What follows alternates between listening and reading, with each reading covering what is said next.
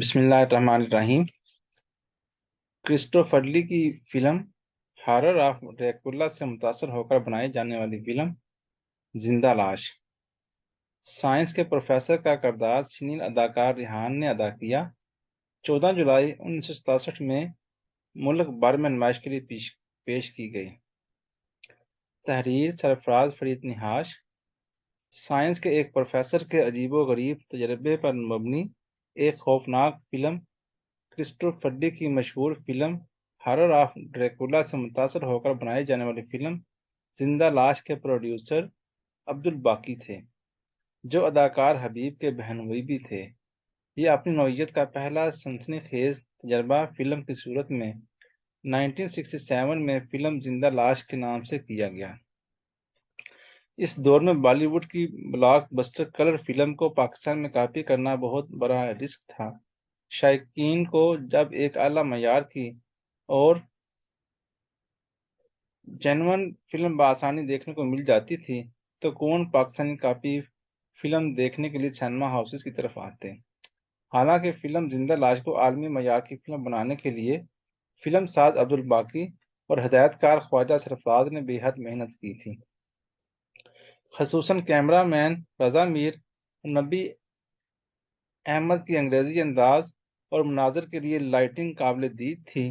کیا ہی اچھا ہوتا کہ یہ فلم اس دور میں بلیک اینڈ وائٹ بننے کی بجائے کلر میں بنائی جاتی، تو شاید اس کی کامیابی کے امکان روشن ہو جاتے۔ ہدایت کار خواجہ سرفراز فلم کے ہر منظر میں اپنی ذہانت اور قابلیت کے ساتھ واضح طور پر نظر آئے۔ رات کی تاریکی کے مناظر، پر اسرار محل کے تہہ خانے اور وہاں پر مکڑی کے جالوں اور پس منظر میں دل دہلا دینے والا میوزک۔ یہ فلم جب سنسر کے لیے پیش کی گئی تو اسے بڑی مشکل سے پیش کیا گیا اور اسے صرف بالغان کے دیکھنے کا سرٹیفکیٹ دیا گیا۔ یہ فلم 14 جولائی 1967 میں ملک بھر میں نمائش کے لیے پیش کی گئی۔ کراچی کے رینو اور لاہور کے کیپٹل سینما میں اس کا بزنس تسلی بخش نہ رہا، لیکن اپنے سیکنڈ رن میں کراچی کے ناز سینما اور ملک کے دیگر شہروں میں اس فلم نے ہاؤس فل کی ریٹنگ بآسانی حاصل کر لی۔ فلم کا سب سے اہم کردار سینئر اداکار ریحان مرحوم نے ادا کیا تھا، جو کہانی کا بنیادی کردار تھا۔ یہ ایک سائنس کے پروفیسر تابانی کا کردار تھا، جس نے شہر سے دور جنگل میں ایک پر اسرار بنگلہ بنایا ہوا تھا۔ اسی بنگلے میں اس نے ایک لیبارٹری بنا رکھی تھی۔ یہ پروفیسر انسان کی موت پر یقین نہیں رکھتا تھا اور اس کے شیطانی دماغ میں ایک روز آب حیات ایجاد کرنے کا خیال آیا کہ جس کے چند قطرے پینے سے انسان ہمیشہ زندہ رہے گا۔ اس شیطانی ایجاد کے تجربے کے لیے وہ حسین اور خوبصورت لڑکیوں کو بھیٹ چڑھانے لگا۔ جوں جوں اس نے اپنے تجربے کو کامیاب کرنے کے لیے معصوم عورتوں کو اپنا شکار بنانا شروع کیا، اس کی جسمانی ہیبت میں خوفناک تبدیلی پیدا ہو گئی۔ خصوصاً اس کے دانت، جو خونخوار درندے کی طرح نوجوان حسین عورتوں کی گردن میں پیوست ہو کر خون کے قطرے پینے لگا۔ دانتوں کے زہر سے وہ عورتیں ابدی نیند سو جاتیں۔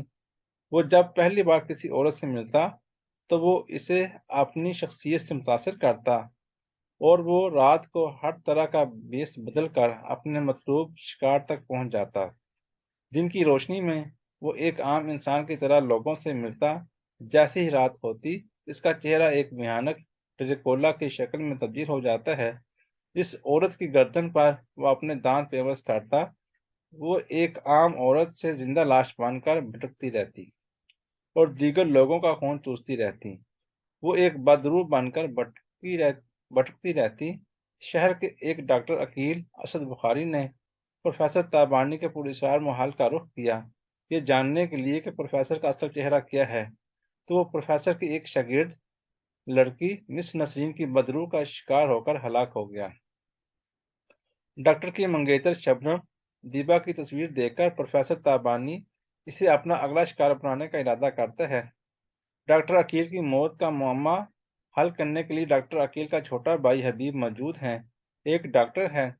اپنے ایک دوست پرویز لاؤدین کے ساتھ پروفیسر تابانی کے پراسرار محل میں آتا ہے، جہاں وہ خفیہ तह खाنے में जाते हैं। दूसरी जानब प्रोफेसर रात के वक्त ड्रेकुला बनकर शबनम को अपना शिकार बनाता है।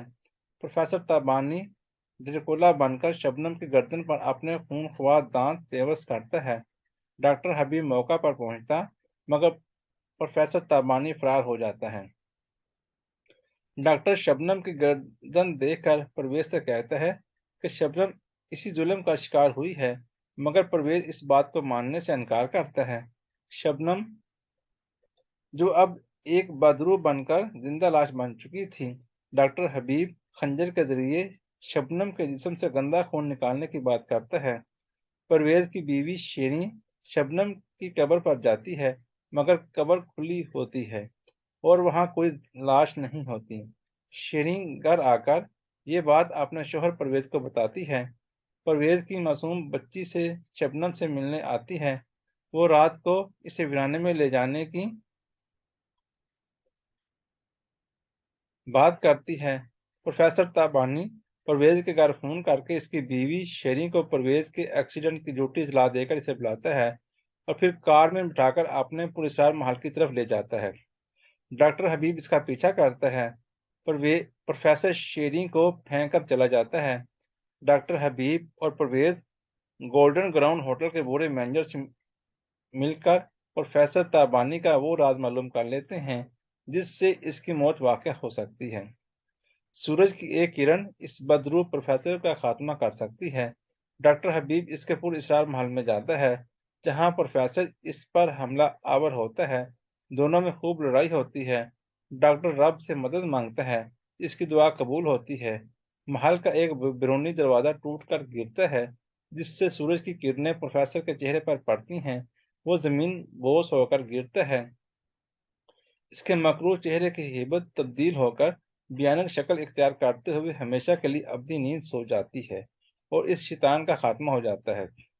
इस फिल्म में अदाकार हबीब ने डॉक्टर हबीब, अलाउद्दीन ने परवेज, दीबा ने शबनम, यास्मीन ने शेरीन के किरदार किए थे, जबकि नसरीन, छिमछिम, शीला, नजर, रंगीला, मुनव्वर शरीफ, बेबी नजमी, लतीफ चार्ली और तालिश भी इस फिल्म के कास्ट में शामिल थे। फिल्म की कहानी और डायरेक्शन ख्वाजा सरफराज का नाम था। मुकालमे नसीम रिजवान, गाने मशीर काजमी ने लिखे थे।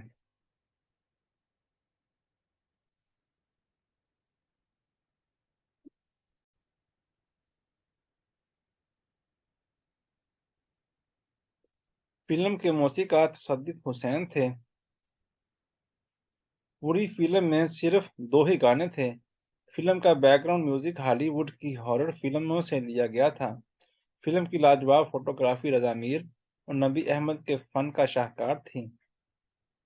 पूरी फिल्म को एक खास रफ्तार और टेम्पो देने में एडिटर असगर ने कमाल फन का मुजाहरा किया था।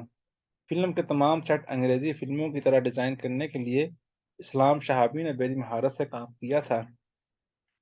मेकअप के शोबे में एम नजीर ने खसूसन अदाकार रिहान के मेकअप पर बहुत मेहनत की और जब फिल्म के इख्तिताम पर इसका भयानक चेहरा रूनुमा होता है, इस हकीकत का रंग देने में वो बेहद कामयाब रहे। एम नजीर मारूफ अदाकार रतन कुमार के भांजे थे। पाकिस्तान में हॉलीवुड के तर्ज पर बनने वाली ये यादगार फिल्म अपने मयार के एतबार से बहुत आला थी। ये यादगार फिल्म डीवीडी पर मौजूद है, जिसे अमेरिका की एक निजी वीडियो कंपनी ने बहुत ही साफ और मास्टर प्रिंट में रिलीज किया है। Thank you. Allah Hafiz.